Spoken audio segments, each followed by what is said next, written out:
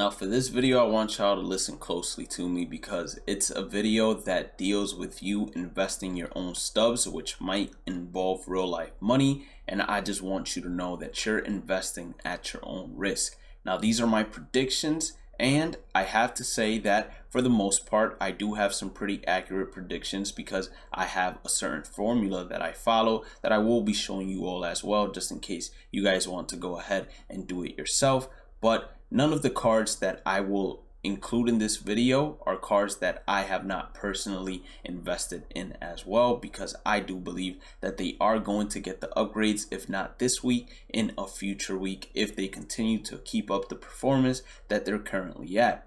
Now, with that being said as well, I also want to make sure that you guys go ahead and hit that like button on this video and red subscribe button as well. We're aiming for 10,000 subscribers in the month of April, and with your help, it is 100% possible. Also, turn on the channel notifications, and if you would like to become a member of the channel, there are now 3 levels to it, and each one has specific perks to it, so make sure you go ahead and check that out. You can check it out by clicking on the description and then pressing the channel member join to become loyalty, or pressing that join button right next to that red subscribe button as well. Now, when it comes to social medias, we have Twitch, Twitter, Instagram, YouTube, and also TikTok, which is not currently being displayed, but we do have that as well at Bhlademyst on all social medias. So you guys can go ahead and follow me there or DM me anything that you need or have questions about. And then last but not least, community tab, interact with me there, more Bhlademyst section, subscribe to my other YouTube channels. And then when it comes to the cards that appear, they're all going to contain playlists which are available on the channel, and I do believe that each playlist can serve a purpose to a player, regardless if they are experienced or a new player to MLB The Show 21. Now, last thing I want to say when it comes to investing in these cards, there are going to be also a lot of players that you see I left out, and I left them out on purpose. I'm going to go ahead and share with you all my entire screen. So in my entire screen, you will see right here, it might be a little bit too small, but I have the final hitters roster update predictions, and then I have an entire 50-man roster. How I do the math is I look at their 3-year averages, because SDS bases their base attributes off of the 3-year averages. So what you see Mike Trout have right now in terms of his current attributes is because of how he has performed for the past 3 years. Now they go ahead and adjust those due to the current performances that those players have. Now, some of these cards, like Yadier Molina, his card is inflated, and unless he goes gold, you investing in that card currently is going to be either A, waste of stubs, or B, you're going to make the minimum profit available. And just like Dogecoin, you don't want to jump into it when it's too late. You want to jump into it when it's early, and you can still smell the profits coming in. Trust me on that one. Now, when it comes to the final list, that's what we're going to be discussing in this video. So let's go ahead and jump right into that. Now, when it comes to Jesse Winker, if Jesse Winker on Thursday night, because you generally want to sell any of the cards that are predicted to move up in tiers, you want to generally sell them on Thursday if you're not going to quick sell them on Friday, because if they are higher than the quick sell value of the tier they're going to jump into, then you want to make sure you sell them on Thursday. But if they are not higher than that quick sell value, then you will not sell them on the community market. You will quick sell them instead. So I'll give you an example just in case you are confused. Jesse Winker right now, his buy now price is 1,289. So if I had 1,000 Jesse Winkers, I could go ahead and create basically 999 sell orders of Jesse Winker at 1,284. When I do this, I'm actually going to be making a profit as opposed to the quick sell value I would be getting. Even if he does jump to gold, I would be making 156 stubs per sell order, because if I quick sell him, he's going to be worth 1K, but if I go ahead and create a sell order, he's going to be worth 1,156 after the 10% cut. So per Jesse Winker, I'm making 156 stubs. Now that might be a lot of work for you, so a lot of people just go ahead and quick sell the card. Now Jesse Winker, he's a little bit inflated currently, and by the time you probably see this video, he's probably going to be a lot more inflated. But what I see being improved, we went back to Mike Trout, for Jesse Winker, it's going to be specifics. So he's performing a lot better against left-handers this year, and his slugging numbers aren't really up there as opposed to his 3-year averages. They're a little bit lower, but not substantially differentials, or they're not really that far away from each other where you would go ahead and decrease his attributes. When it comes to hitting against right-handers, although he's hitting very well and he's outperforming his 3-year averages in both the average department and the slugging department. So where I see him getting the highest number of attributes added is his contact versus right and power versus right, and then I see slightly some points being added to his contact versus left. Now, as you can see right here in the player card, in order for him to go gold, he needs to get 17 added to both sides. Now, it could be that he has 17 added, and then if he would have had 18 added, he would be an 81 overall. But it could also be that if you take away 1, he would jump up to a 79 overall instead of an 80 overall. Therefore, I believe that he does have the potential of going gold. If it's happening this week, I'm not 100% certain. My prediction is that he's going to land at a 78 to 79 overall this week. And if that's the case with the roster update predictions, his price will plummet. And that would be the perfect time to go ahead and purchase yourself some more Jesse Winkers. Because if he continues this performance, he's going to eventually, trust me on this, eventually hit gold. Next up on the list is going to be Brandon Nimmo. Now, Brandon Nimmo, when we're talking about his 3-year averages, he has improved in almost each and every single category. Versus left-handers, he's hitting a lot better, so I would see an increase of 5 to his contact versus left. Now, slugging versus left-handers, he has decreased a little bit, but not to the point where you would either decrease his power versus left attribute or increase it. Versus right-handers, although, he has improved substantially, so you would see an increase of 5 to that 69. And then his slugging versus right-handers, he also has increased big time there, so I would see an increase of 4. And with those increases, I do see him jumping from a bronze overall to a silver overall. With that being said, his quick sell value goes to 100 stubs. So if you see him selling for 300 to 400 stubs, even if you see him selling for anything higher than 110 stubs on Thursday night, you want to make sure you either A, start selling him there, or B, start selling him there, because by the time he hits that 76, 75 overall, his price is going to plummet, and he's going to be getting sold for the quick sell value inside the community market, and you don't want to do that because you're going to lose an extra 10% of the profit you should be making. Next up on the list is going to be Yuli Gurriel. Now, Yuli Gurriel, surprisingly enough, is having a spectacular season, and I think it's going by quietly. Now, Yuli versus left-handers, he's hitting 387 currently. He's slugging 645. I mean, contact versus left, 68, doesn't do him justice. And then that power versus left, 58, it currently doesn't do him justice either. Now, yes, of course, the plate appearances against left-handers are not as high, but he still has a substantial amount of appearances against left-handers that definitely influence those numbers to be increased. And with him getting a plus 15 to each side, pushing him to an 82, I believe that the minimum of a plus 4 on each side, that should also do the trick. But it's not only against left-handers that he's just killing the league at. He's also increased his averages against right-handers, and he's also increased his slugging against right-handers. So in terms of his contacts numbers, they all have a chance of being improving, and so do his power numbers as well. Now, Yuli, I definitely see him going up to an 80/81 overall. So this is a card that if you currently buy for the price of 751 stubs, and on Thursday night you see him being sold for 1,500, you can manually sell each one for 1,500, or you can just hold on to him, wait till he gets upgraded on Friday. Once he turns gold, you can quick sell all the amount you have for basically 1K, and at the current price you would be making a 249 profit. Me, on the other hand, I went ahead and bought a lot of Yuli Gurriel for 753, so I would be making less of a profit than the current price right now. But by the time you're watching this video, his price has probably skyrocketed, if we're being honest. Now, Xander Bogaerts, this is a player that I believe is severely underrated in terms of the MLB in general, because believe it or not, Xander, he might not be a great defender, but he is the best hitting shortstop in the major league.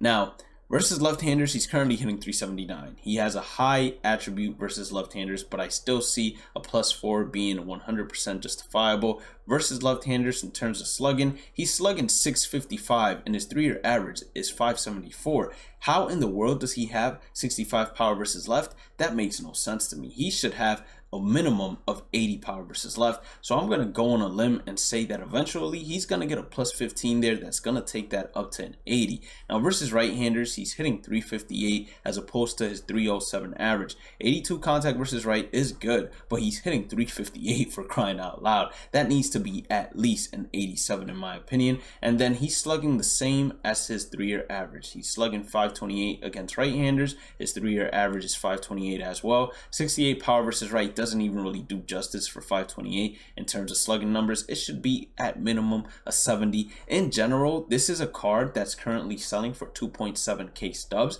and I believe with almost full certainty in my heart, if he doesn't get injured and he continues hitting the way he's hitting, he's 100% going to go diamond. Like, I believe that with everything in me. So if you can basically steal him for the price of 2.7k and then flip him once he turns diamond and quick sell him for 5k a piece, you're making yourself nearly 2.2k profit per card you basically buy right now of Xander Bogaerts. Next up on the list is going to be someone from the Angels. It's going to be Jared.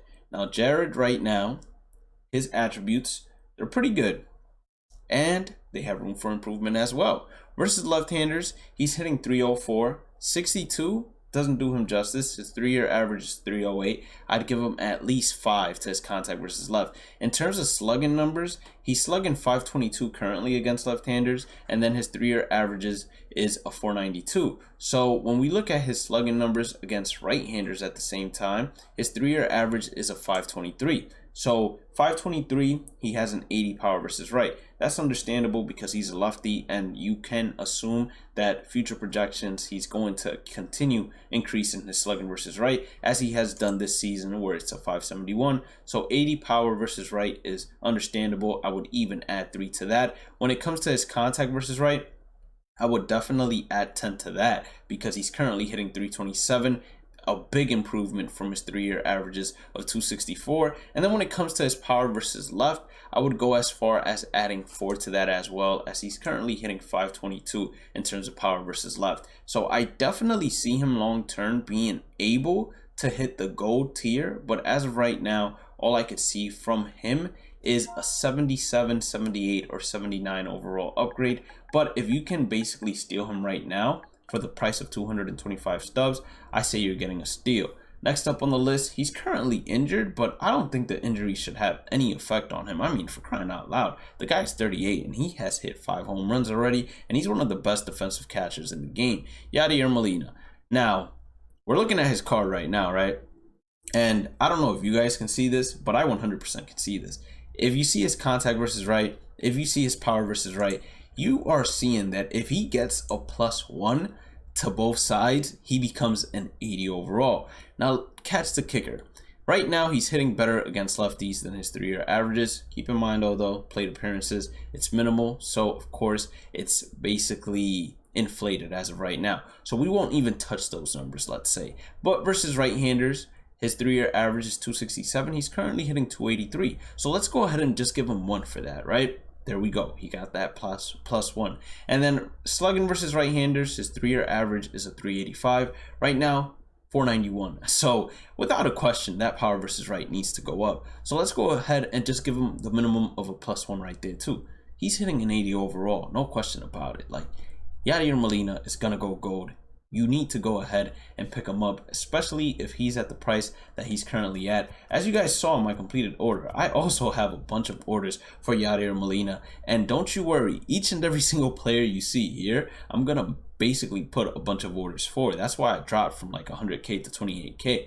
But I'm not going to put them all yet. I basically went ahead and each player I thought was a steal for, I instantly went ahead and put buy orders for. Next up on the list, he's going to be from the Seattle Mariners.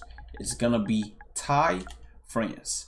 Now, Ty France, he just got himself a Tops Now Moments card, And currently, I don't see anything happening to his contact versus left. His slugging versus left, he's currently slugging 600. I think 55, it's decent, but it definitely could use a +5 there. And then when it comes to right-handed averages, he's currently hitting 349 against right-handers, so I see a +7 coming to that right-handed number. And then he's slugging 508 versus right-handers. I definitely see that right-handed power also being increased to a minimum of 50. I see him going up to a 73 to 74 overall, but he definitely has the room and the capability of going silver without a problem. Next up on the list is going to be Joey Wendle from the Tampa Bay Rays.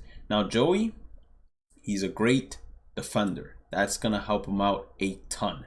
Look at his numbers, look at his attributes. He still sucks against left-handers when it comes to averages, so you won't see any improvement to his contact versus left. Now his power versus left, he's currently slugging 600. He's hit a couple of home runs, which definitely boosts that by a lot against left-handers. So a 25 power versus left for a player slugging 600, I don't think that's justifiable. Let's get that up to 40. I'd give him a +15. And then versus right-handers, he's currently hitting 349. Let's get that contact versus right to 79. He's slugging 508. His 3-year average is a 451. So let's go ahead and add 5 as well to that power versus right. Let's give him 50 power versus right and minimum 40 power versus left. That's going to go ahead and push him to a 78 to 79 overall. And I believe he's also one of those cards that if you invest in him now, he's going to be a guy that you hold for gold. Next up on the list is going to be Eric Hosmer. Now, Eric Hosmer, he has died down in terms of the hype around him. Ever since he went to San Diego, it's like his career took a downturn and he hasn't been the same. But this year, it seems like he's turning it around a little bit. He's hitting better against left-handers in terms of averages, and then he's slugging better against left-handers as well. So I could see a +5 going to both sides. That should be enough to push him to a 79 overall, and I think that it might just be enough as well to go ahead and push him to an 80 overall gold, since his fielding is pretty good at first base, and then his contact numbers or average numbers against right-handers is currently 308, which an 86 is perfectly justifiable for. And then his slugging numbers are underperforming his 3-year averages, but I don't see that being touched as of right now. I definitely could see the contact versus left and power versus left being touched and basically being increased to allow him to go ahead and at least get a 79 overall. But he's also a card that if you get to invest in him right now, he has a good possibility of going gold and being a card that you basically just hold for gold at the end of the day. Dylan Carlson. Now, I like Dylan Carlson a lot, and I think that he has the possibility of going gold. Now, versus left-handers, he's hitting 375. He's slugging 688. I would see those contact numbers and power numbers against left-handers be increased, one by 4, the other one by 6. He's also hitting better against right-handers. He's slugging better against right-handers as well. Now, with that being said, you're not gonna go ahead and push him all the way to gold in one turn. I believe that with the improvements he's made against left-handers and right-handers, I think that should be enough to get him to a 74, the highest being a 75, but he is going to be on pace to going gold, especially if he's able to have hot streaks where he hits home runs like he did in the beginning of the season. We're going to go to Frazier now, and when we're talking about Frazier, we're not talking about Clint, we're talking about Adam. Adam, diamond defender. Helps him out a ton. He plays second base. That helps him out even more. Now, unfortunately, Adam is not a power hitter. That's why you see those power numbers that low. And it's most likely not going to be increased as of right now, to be completely honest with you all. But what can be increased as of right now is the contact numbers, especially against right-handers. He has improved it a ton. When it comes to against left-handers, he hasn't really improved it at all. But 250 average hitter against left-handers, that should at least push him to a 49 contact versus left. And then his increases to his contact versus right would be a +7 because he's currently hitting 330 against them, and then his 3-year average is 276, so that should help him out a ton. And he's slugging better than his 3-year averages as well, so that should give him at least a +3. Now, is it enough to push him to gold? It possibly could be. Now, do I believe that he's one of the candidates that goes gold for the Pittsburgh Pirates? 100%. And I do believe if you do pick him up right now, he's going to have a high chance of going gold throughout the season, especially if he keeps up this kind of performance or even increases his numbers a little bit when it comes to power numbers. If he does that, we're going to be in for some real profit when we're talking about a player like Adam Frazier. And like I said previously, you're not going to see a bunch of the players that are already overpriced and overhyped, like Corbin Burns, Yadier Mercedes, and players like that, because if I'm not making the investment, as I said previously, I wouldn't be advising you to make the investment either. We're going to go to Tapia. Now, Tapia versus left-handers right now, his average is below, his slugging is below as well. The light just went down, but that's perfectly fine. We continue. The show goes on. So his contact is down, his slugging is down against left-handers. But versus right-handers, his average is up, his slugging is up. That slugging versus right-handers that he currently has, I believe it's a little too low. We can add 8 to that, and then we can add 3 to his contact versus right, pushing him to 75, 76 overall. We then go ahead and go back to the White Sox. I don't even know if we already went to the White Sox, but we're going to the White Sox now for Nick. Nick is another player that I believe has the potential of hitting silver. How he would hit it, his path would be increases to his contact versus left, increases to his power versus left, big time especially because he's currently hitting 471 in terms of slugging versus left and 412 in terms of batting average against left. So he definitely has room for improvement there. And I do believe that if we do get a roster update that does include him, it's going to either A, push him over the limit of silver, or B, put him at a 74 overall. I'm going to say it pushes him more over the limit of silver than anything else. And if you're able to nab him right now for 40 stubs, you're going to be making a 60 stubs profit each time you go ahead and quick sell him. And he might, at the end of the day, if somehow he finds it within himself to hit for power, he might be a potential gold candidate as well. But as of right now, I would sell him at silver. Brian Reynolds, another man that definitely has that potential of hitting silver. How this would happen is he would get increases to his contact versus left. He would be getting increases to his power versus left as he's outperforming the 3-year averages of both his contact versus right and power versus right. As of right now, his contact versus right wouldn't get an increase, and his power versus right would definitely get at least a decrease of 5. But I do believe that the numbers being increased from the left definitely outweigh the decrease from the right. So it should push him to 75, 76 overall, if you ask me. And then last but not least, we have ourselves Nicky Lopez from the Kansas City Royals. He has the potential of going silver, diamond defender. All he has to do is hit for some average. You've seen it with Joey Wendle, and you've also seen it with Adam Frazier. They can go silver at the blink of an eye because they have that beautiful defense. Now he's hitting well. I'd say above average, 100% above average against left-handers, hitting 316, and then he's slugging 474. So that power number could go up a little bit, +6 to it. And then the contact numbers versus left definitely deserve to go up as well. I mean, he's hitting over 300 against left. Versus right-handers, he's performing above his 3-year averages, hitting 256. He's outperforming it by 23 points. And then his slugging numbers, he's outperforming it as well, but only by 21 points. So I could see small increases to those as well. And I could see him being pushed to a silver. Now, as I've said previously, all of those players are the players that I personally am investing in because I don't believe they're overpriced, and I still believe that they have room to be invested in, especially for profit and tremendous upside. Now, if you did end up enjoying today's content, please make sure to hit that like button or subscribe button. Don't forget to follow me on all social medias, turn on your channel notifications, and have a blessed day and night. Stay positive, stay safe, stay blessed. Become a member of the channel if you would like to, and I'll catch you all in the next one. Peace out.